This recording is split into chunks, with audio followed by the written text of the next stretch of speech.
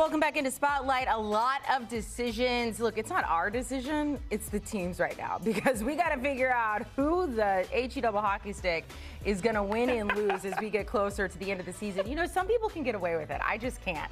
I don't want to fine. Let's welcome in Josh Pate here. Josh, there's so much going on. Danny, as mentioned, walked in with a boombox. What on earth was that about? Because he thinks there's, only 3 SEC teams getting in? You say up to 5? Yeah. Why are y'all beefing? Well, where is he right now is the first question. He's hiding, probably. Yeah. I mean, there's rubber in the parking lot depicting his reaction after we just went head-to-head a little while ago. He did the whole Overton window thing. He said, I believe the SEC is the best conference in the country. That's why I'm willing to grant 3, maybe 4 spots, which is supposed to condition you to say, well, that's nice of him. No, it's not nice of him. It's absurd of him. 5, maybe 4 at the minimum, and that's like you just said. That's after these teams decide what they're going to be. I just go back to the whole strength of schedule thing. I go back to the good old-fashioned eyeball test, which everyone applies. There's not elite ball being played anywhere. People keep saying the SEC's down, and I agree with them, but then they just stop talking, and I'm like, no, finish the sentence. It's down everywhere. There is no conference where it's quote-unquote up, and so Texas... And those odds are all over the board, too. Look, here's the one thing, though. I will say this now. Cannell and I do have common ground here. You see Texas there. They're the favorite to win. I looked earlier, and we had them like at a 90% chance plus to make the playoff.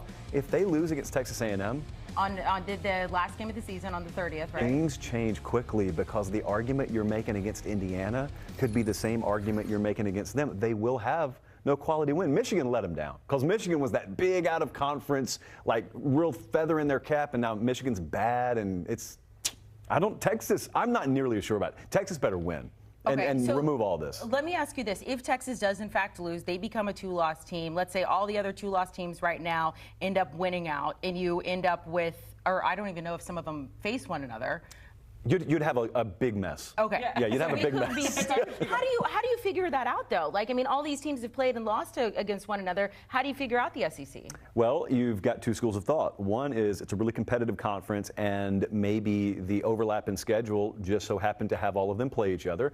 The other is, no, you just propped all of them up, and then they played each other, so they're getting credit for a bunch of quality wins that weren't really quality wins. I fall in the former category instead of the latter. I think you have to use discernment, basically. It's not able to be encapsulated in one tweet. It's not one sentence. You've got to go with strength of schedule. You've also got to go with, like, what do these teams look like? I just keep going back to this.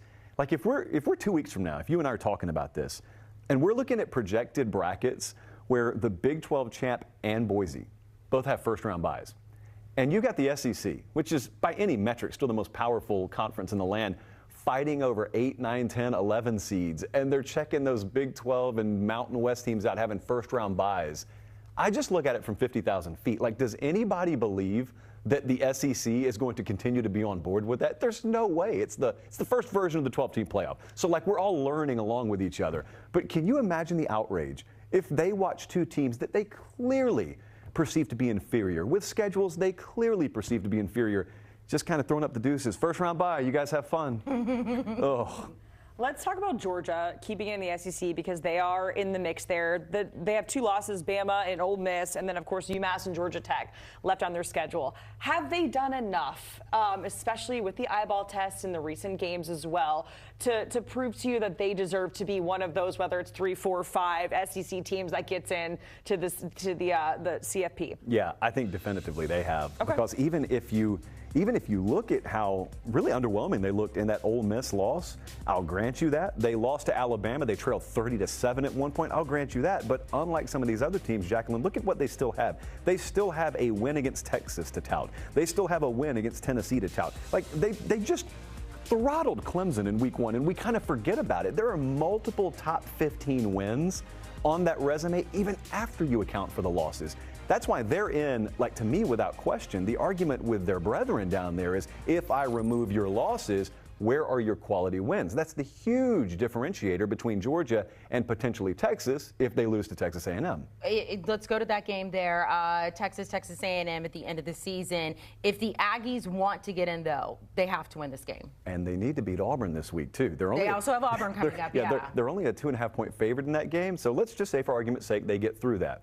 I think you're right. I think they, like Alabama, have to win the remainder of their regular season games. Then, if you make it to Atlanta, you're in. Like, I don't think that they're going to punish the loser of that game. So it's almost like the fate, like the die is kind of cast for Alabama like it is Texas A&M. If they lose a game before Atlanta, they're not in Atlanta. And if they're not in Atlanta, they're not in this thing because they've suffered a third regular season loss. Now, Pate, you mentioned earlier, if Texas loses to A&M, they could be in a certain situation, kind of like Indiana. And we actually had Dennis Dodd and Jerry Palm on the show a little bit earlier talking about, is this a must-win scenario for Indiana against Ohio State? And it feels like there's two camps here, to a school of thoughts, saying, you know, hey, they just need to be competitive, whatever competitive means to whoever, or they need to outright win it. Where do you land in that conversation? I got two different camps in my own head. My head's messed up. So I personally think, and I'm not on the committee this year, but I personally think they ought to have to win this weekend, or they don't have a leg to stand on from a scheduling standpoint. Because this is the first bowl-eligible team they've faced, right? And they would tell you, you know, if the Indiana representative were sitting there, he would say, well, it's not our fault our schedule looks like it does. To which I would nod my head and I would say, yeah, but it's not anyone else's fault either. Like, why should everyone else have to pay the price? I think they ought to have to win. I don't even think a 1-point loss. Now, I'm in the minority here, but I don't think a 1-point loss at Ohio State, if they don't have what Georgia has, which is some extra wins on that resume, I don't think they should be in at all. But I think I'm wrong on that. I think the committee, if it's a competitive loss this week, much less a win, if it's a competitive loss, I think they'd put him in. I would just wholeheartedly disagree with it. If Michigan was a better team and they had, that bowl-eligible win under their belt, would it make a difference or no? Yes. Michigan screwed it up potentially for Indiana. Right. Michigan screwed it up for Michigan. But then Michigan also screwed it up for Texas. Yeah. Like, there are multiple teams who could end up falling through the trap door, and they look up, and it's just Michigan waving goodbye. Sorry, we're in a better feather in the cap for you. What about Notre Dame? They've won 8 in a row. They're taking on an undefeated Army team. I didn't even know the game was in Yankee Stadium, which is incredible. I would love to go to that. Where do they fall in the playoff right now? This is, to me, I'm waiting for these rankings to come out tonight, but this is, to me, the biggest point of potential contention. So Notre Dame's going to be in this thing, and it looks like, if you look at the projections, they may even host a playoff game. So this is where I think the multi-million-dollar question lies. Let's just throw a hypothetical out there. Let's say it is Alabama-Texas in the SEC championship game. And let's say Alabama's floating at that 7 seed, something like that. Something to where if you just hit the freeze button now, they would host a playoff game. But they go to Atlanta, they lose a third game. But it was a conference championship loss.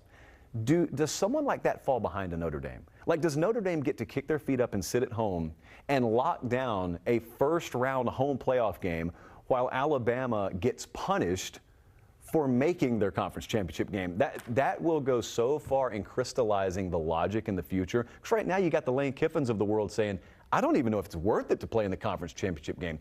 And given how much they pay for these games, you can't have your coaches talking like that. So I'm waiting to see, like, the Golden Domers here, do they just hang out and let a conference championship loser fall behind them? It's not right, Amanda. It's not right. The Golden Domers. You know, my brain hurts literally, just so I can't even imagine the committee and all the things, because there's so many coulda, shoulda, woulda. Yeah, like, apologies for what's going on in your head, man. It's tough. And look, truthfully, it's not even gonna stop after the season's over. It's just a year-long thunderstorm up there. A year-long, very nice. Yeah. If you didn't know, Josh Pate likes to chase tornadoes. None here. I forgot about that. It's a tornado of a show, though. What have you got coming up on your show? Well, we're going to be on right after they release that bracket. So it's going to be that. It's going to be, we got Indiana, Ohio State to predict. We're going to predict all these games. I'm going to drop a JP poll tonight. If anyone cares about my opinion on teams, which honestly I wouldn't at this point, but we're going to have a loaded show. We may go like 3 hours. Okay, well, there you go. 3 hours of Josh Pate later tonight after the rankings come down. We'll have more HQ coming up.